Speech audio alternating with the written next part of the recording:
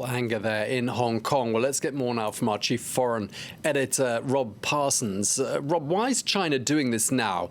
And what is Beijing seeking to achieve by announcing this controversial law? Well, Tom, it comes obviously within the context of what's been happening in Hong Kong over the last year, those massive demonstrations in 2019. And although they've died down a little bit or considerably during the period of the coronavirus, the mood is still simmering in Hong Kong, and the Chinese authorities may well have anticipated that things are going to get back to the way they were in 2019. And this is a way of putting, or trying at least, to put a lid on things. Bear in mind, however, that these measures, this new law, national security law, that the Chinese are trying to introduce at the moment, which would prohibit subversion, separatism, acts of foreign interference against the Chinese government, are catered for already in the basic law of Hong Kong that came into effect in 1997 when when Hong Kong rather left British control and was reincorporated into China.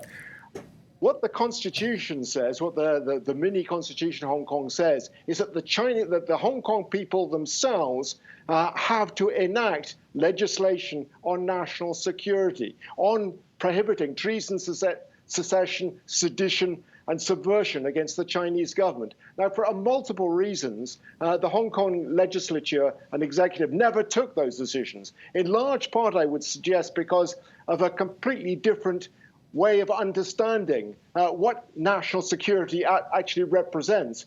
For the Chinese government in Beijing, their conception is completely different from that of the people of Hong Kong. For the Chinese government, any criticism of the Chinese Communist Party amounts to subversion. The sort of demonstrations, for instance, that we saw last year constitute treason and terrorism as far as the Chinese government was concerned. So I think it's the differences in the conception about what these things constitute that really is at the heart of the problem. The Chinese government, I think, though, is also looking forward to September when there will be elections to the Legislative Council in Hong Kong, and fearing that there will be a repeat of last year's district elections in which the democratic movement did very well. If pro-democracy politicians take control of the Legislative Council, they may calculate, it will be much more difficult for China to impose itself in the future than now.